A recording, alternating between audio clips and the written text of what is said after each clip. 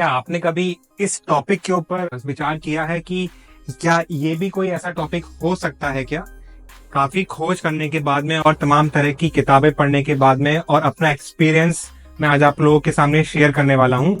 एक ये बहुत अच्छा टॉपिक है जो मैं आज लेके आया हूँ आपके लिए। Exercise when you are in case of any anxiety, stress या फिर डिप्रेशन। तो आपने कभी ऐसा सोचा भी नहीं होगा कि अगर कोई आदमी डिप्रेस है तो कैसे वो एक्सरसाइज करने जा सकता है, या अगर उसके मन में किसी तरह के कोई विचार चल रहे हैं, चाहे वो उसके नेगेटिव थॉट्स हैं या फिर कुछ अच्छा उसके साथ में घटित नहीं हो रहा है, तो क्या कोई एक्सरसाइज करने से उसका वो जो फेज है डिप्रेशन का वो खत्म हो सकता है?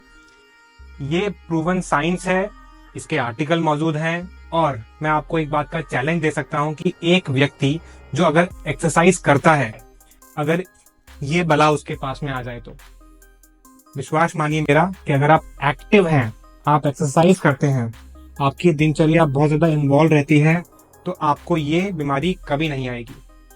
तो अब आप कौन कौन सी एक्सरसाइज कर सकते हैं, इसको होलसम में कैटेगराइज करना चाहता हूं एरोबिक की कैटेगरी में, जिसमें आपकी आती है जॉगिंग, साइकिलिंग, वॉकिंग, आपकी हाई इंटेंसिटी वर्कआउट जो होते हैं, जो आप जिम में जाके कम ड्यूरेशन में और बहुत कुछ करने का प्रयास करते हैं, जिसमें आपका पसीना बेइंतहा निकलता है। साथ साथ में अगर आप डांसिंग प्रैक्टिस करते हैं तो डिप्रेशन आपके पास में बिल्कुल नहीं आएगा। और अगर आप इस फेज में हैं, अगर आपके अंदर कुछ नेगेटिव थॉट्स हैं, आप एंजाइटी में रहते हैं, तो अपना माइंडसेट इस तरह से क्रिएट करिए कि आप कुछ ही हफ्तों में एक्सरसाइज मूवमेंट की तरफ बढ़िए, तो आपको ये परेशानी ज्यादा परेशान नहीं करेगी। मैं आपको ये बताना चाहता हूँ कि अगर आपने कभी देखा है कोई बंदा कि अगर कोई डिप्रेशन में है, स्ट्रेस में है, एंजाइटी में है, तो वो क्या करता है? वो कभी शांत नहीं बैठता है, वो हमेशा घूमता रहता है। वो एक जगह से दूसरी जगह जाएगा, वो कुछ छेड़ेगा, वो कुछ छुएगा। तो आप देखिए उसकी बॉडी में एक मूवमेंट होता है। तो डिप्रेशन का मूवमेंट से बहुत ज्यादा ताल्लुक है। तो डिप्रेशन अपने आप में एक मूवमेंट चाहता है कि आप इस डायरेक्शन में जाएं, आप ऊपर नीचे करें, आप फॉरवर्ड बेंड करें, आप बैक बेंड करें। तो इसीलिए ही डिप्रेशन के साथ में अगर आप एक्सरसाइज ऐड करते हैं तो ये डिप्रेशन फेज आपको कभी परेशान नहीं करेगा।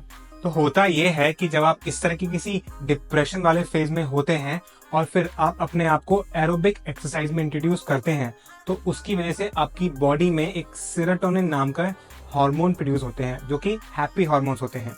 जितना ज्यादा आप एक्टिव रहेंगे, जितना ज्यादा आप मूवमेंट करेंगे, उतना ज्यादा आपके हैप्पी हार्मोन्स रिलीज होंगे और ये आपके अंदर के डिप्रेशन को नीचे करेंगे। साथ साथ में जब आप एक्सरसाइज करते हैं तो वो इम्पल्सेस, वो मैसेजेस जो कि बहुत जल्दी से काम करते हैं हमारी बॉडी के अंदर, जिसको हम न्यूरो ट्रांसमीटर बोलते हैं। इसका एक एग्जाम्पल है एसिटाइल कोलिन। ये भी अच्छी मात्रा में प्रोड्यूस होता है, जिससे कि आपकी बॉडी में एक्टिवनेस आती है और आपके अंदर डिप्रेशन का फेज धीरे धीरे कम होता है। अब मैं आपको और एक बात बताना चाहता हूँ, इंस्पाइट की अगर आप एरोबिक एक्टिविटी कर रहे हैं, उसके अलावा आपको अपने ब्रेन को पूरी तरह से शांत रखना चाहिए। और ब्रेन को शांत रखने के लिए सबसे अच्छा तरीका है कम से कम 6 से 8 घंटे की नींद लेना। जब आप नींद लेते हैं तो आपकी बॉडी रिलैक्स होती है, रिलैक्सेशन होने से अच्छे हार्मोन्स प्रोड्यूस होते हैं और डिप्रेशन का फेज कम होता है। साथ साथ में अगर आप खाने की बात करें तो एक बहुत इंपॉर्टेंट चीज है जिसका नाम है विटामिन डी। विटामिन डी जो होता है, अगर आपके शरीर में वो कम है तो आपके अंदर डिप्रेशन ज्यादा रहेगा।